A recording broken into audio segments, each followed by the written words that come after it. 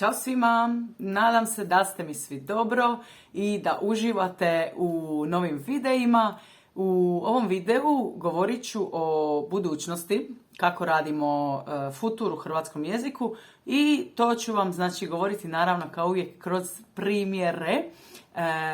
Snimila sam video već o prezentu, o prošlosti. Koristim iste primjere, iste glagole, tako kad pogledate jedan, drugi i sada treći video o futuru, da možete usporediti kako se glagoli mijenjaju. Futur se radi uz pomoć infinitiva, znači glagol kuhati, ne kuham, pričati, ne pričam, plus nastavci ću, ćeš, će, ćemo, ćete, će.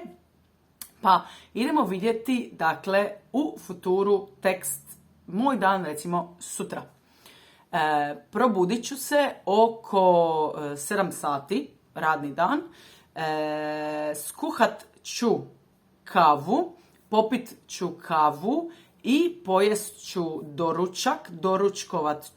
Doručkovat ću zobenu kašu, bananu i popit ću kavu.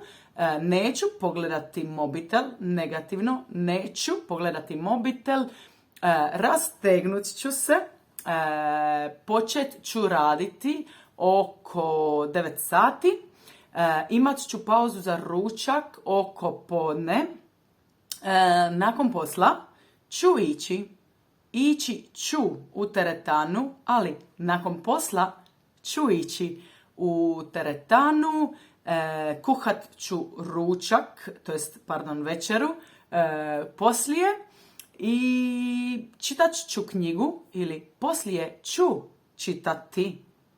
Čitat ću knjigu, poslije ću čitati knjigu i ići ću u krevet oko 10 sati. I to je to. Dragi svi, svakako pogledajte sva 3 videa, prezent, prošlost, budućnost, vježbe kao uvijek vas čekaju na mom Patreonu, link je u opisu videa dolje i možete se priključiti za 5 eura mjesečno. Sada vam šaljem svima lijepi pozdrav i hvala vam svima na gledanju. Ćao, čao!